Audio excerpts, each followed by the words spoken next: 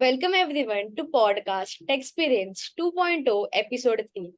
I, Shivani Gurav, event head of CSI Council and host of today's episode with our co-host Ms. Khushi Patel, sponsorship head of CSI Council, brought up the podcast designed to help you craft a perfect resume and supercharge your career prospects.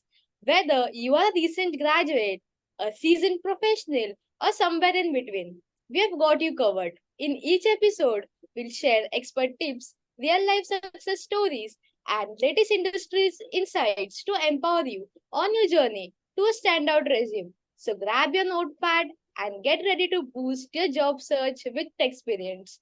Your dream career is just a great resume away. Hello everyone, I'm pleased to introduce Ms. Dhruva Kamble, a highly motivated and accomplished professional with a diverse background, currently serving as a graduate analyst at Deutsche Bank in Pune.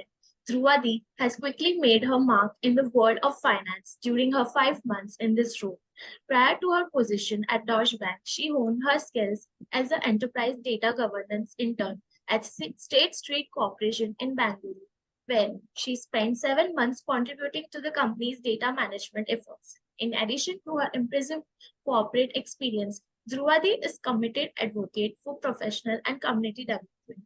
Her leadership roles at CSI UMIT, where she served as the Co-Chairperson and Chief Editor for the year, and her tenure as a junior council member and class representative at her institute, demonstrate her dedication to fostering collaboration and making a positive impact. Moreover, she has a valuable member of the Rotaract Club of SNDTWU University, taking on the role of Professional Development Director for Zone 2A. Dhruva is a remarkable individual who brings both expertise and a deep sense of social responsibility to her venture. She is a shining example of a well-rounded professional making valuable contributions to both corporate world and her community. It's our privilege to welcome her as our guest, and we look forward to the insights and the perspectives she will bring to our upcoming event. Welcome to our podcast. Thank you for having me. Hello, everyone. Hello. Let's begin with the podcast questions here. So, for building a good resume, we require a better platform or website. Which one will we recommend us? I think all the answers that I give today will be purely based on my personal experience. I do not say that this is a rock hard rule for anything. Personally, I did not use any resume building platforms as such. I only used Canva. Before, when I was in my third year, we had our seniors come and talk to us about resume building and the do's and don'ts for that. So I kind of noted that down and made my resume accordingly. My resume was very simple and it was made on Canva because that was one platform that I was very comfortable with. Anybody can, I think some of you might have used it. So it is a very simple app for any kind of presentations, anything. There are a lot of templates available as well. So yeah, you can use one of those. And there are various resources available online also that you can go through. What I would say is keep your resume as simple and to the point as possible. And that's what I try to do as well.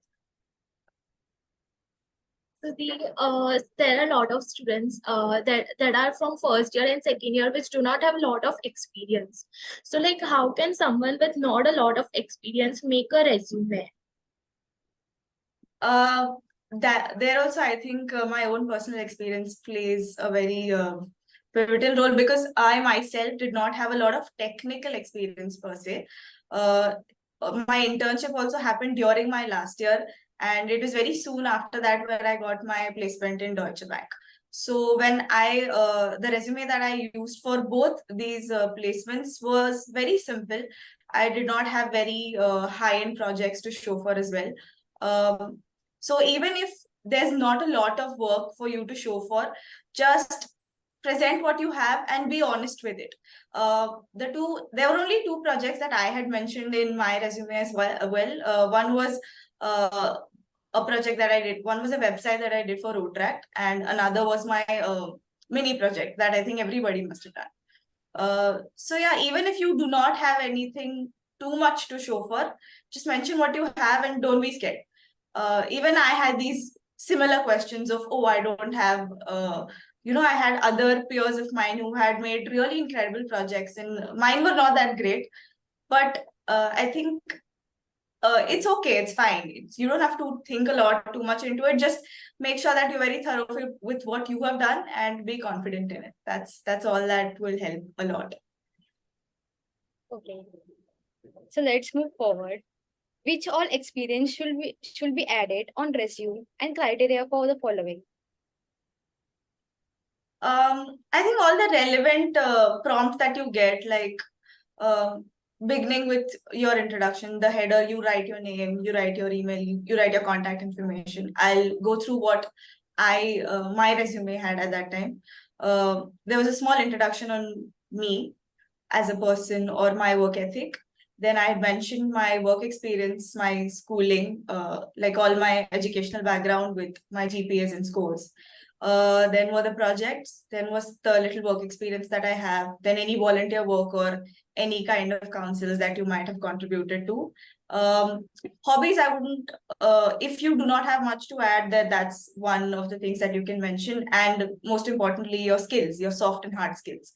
Now, during, as I mentioned before, we had a few seniors come and give their inputs on how you should build your resume. So I would suggest that that's the way I did it. For your educational background and your hard and soft skills, I had prepared tables. So that does not require a lot of space, gives information just the right amount, gives enough space for you to mention everything. And another one tip that I would suggest is do not let your resume go beyond one page. Try to fit everything, every relevant information that you can on one page. So it's easier for the interviewer or the recruiter to like go through your entire history, your entire journey in one page. And that's easier for anybody to look at. So there are a lot of like non-technical fields which we need to add in the resume. So can you explain the importance of including the volunteer work or the internships or the non-technical experience on the resumes? For me, that played a very important part, because not only because these things that you get yourself involved in help a lot in your personal development, may or may not contribute that much to your technical development or professional development. But when I was in my first year, I was a very shy person. I'm an introverted person by nature. But these are the things that got me comfortable with public speaking in the first place. So what's more important in even while you give your interviews, probably I wouldn't say that resume is not a very important part, but most important is how you present yourself while answering those questions. So you need to back up whatever you're writing, right? And these extra curricular activities or these volunteer works that I got myself involved played a very huge part in that. So I think that is very important apart from your technical skills. And that is why I would say, if you get a chance to get yourself involved in any of these work, any of these councils, even like we were endorsed to do that in our first year, and I would do the same right now, because being a part of CSI as well as Rotaract helped me a lot. Because in Rotaract, I would say when you're in CSI, you only kind of are restricted to your own university, your own college. But Rotaract, I was able to interact with people like throughout the area. Like we had different colleges, people from different colleges we had to talk to, contact with, and network with. So that plays a very important part in anything which helps you come out of your comfort zone. I think that's very important. So yeah, that was very, I would say, enriching experience for me. Okay, so let's move forward. With the experience, what all mistake people make on the resume and how to avoid such mistakes? Okay, if I go according to the format, I would say, as I mentioned, don't let the page go beyond, your resume go beyond 2 pages, or don't leave a lot of blank spaces. I would, obviously, I would not endorse it as a very professional person, but I also got this advice from other people that don't make it too shiny looking. Keep it very simple, keep it very, I would say, crunch to what you want to say. And yeah, that's all I would say. And another mistake that I would do not lie on your resume at all. Because it might get you into getting an interview, but the first thing that they look for, like they do while taking an interview, for major of my interview experiences, my entire interviews were based on my resume. Even for DB, 2 of my interviews were purely based on what I had mentioned in my CV. So do not lie, because if you can't back it up, things will go south and you will lose a very good opportunity on, even though you might have the right intentions and everything, but it can really mess up your opportunity. So yeah, that is one thing I would suggest. Do not lie on your resume. Even if it's very little, very limited experience that you have, just stick to it. Be honest with whatever you've done, and I think that will get you through it. So, like in your experience, what role the networking has played in your job search? Like, how do you incorporate your professional network into your resume or your job application strategy? So I think the biggest advantage that we have as students is that we have placement drives in our college itself. So most of us will not go out looking for jobs off campus. I mean, obviously that will be a personal choice, but the most easiest way into the professional world is a campus drive, I would say, because you kind of skip the first part where you make a resume to catch the eye of a placement officer or a coordinator, right?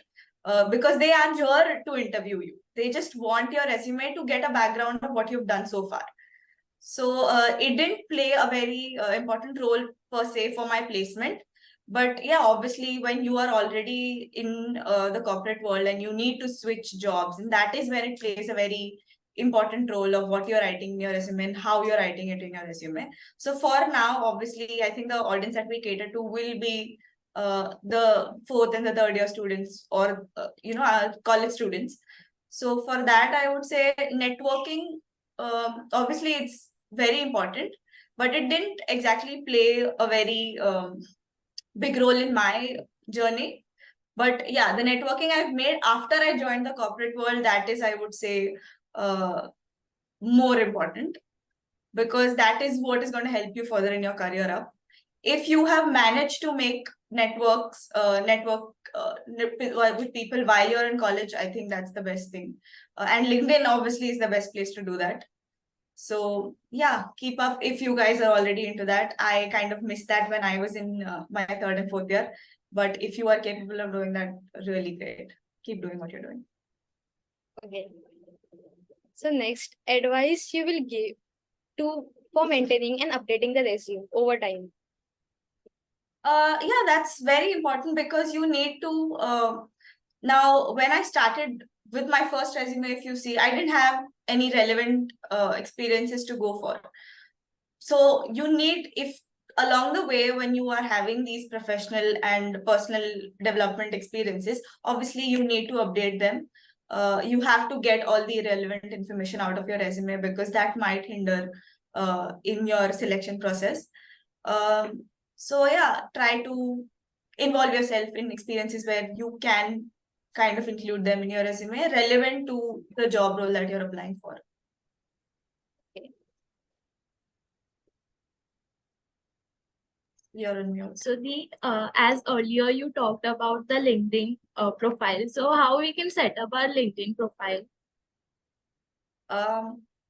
I think it's a very easy process. If anybody does not have a LinkedIn profile, I think you can just sign up with Google account.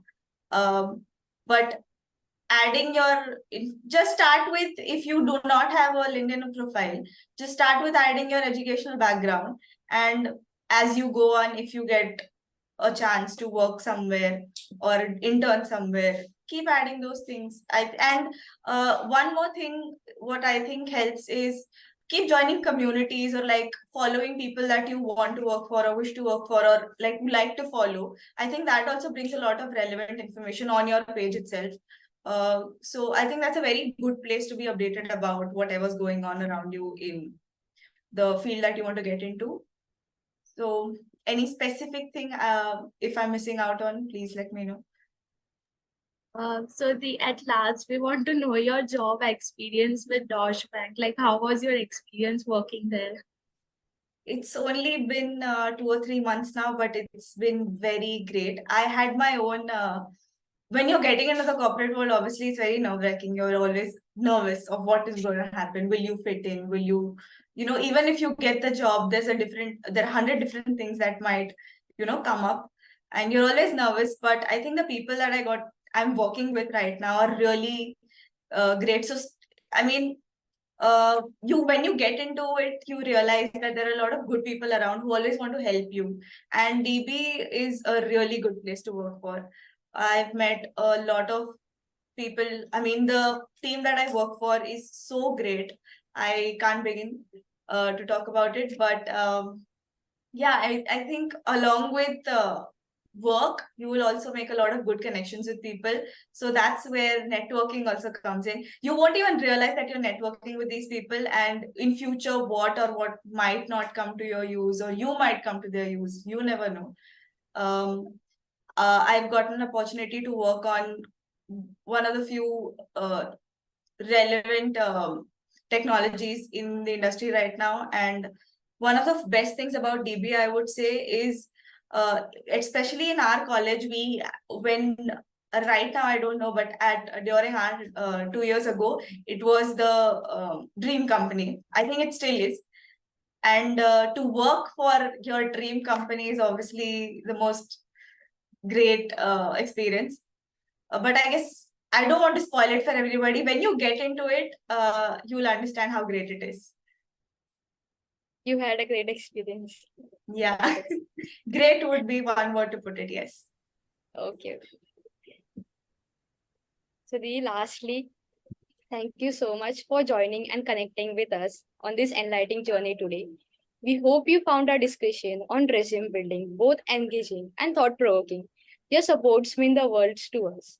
So, we love to hear your thoughts and feedbacks. Please subscribe, like, and leave a review to help us continue bringing your quality content.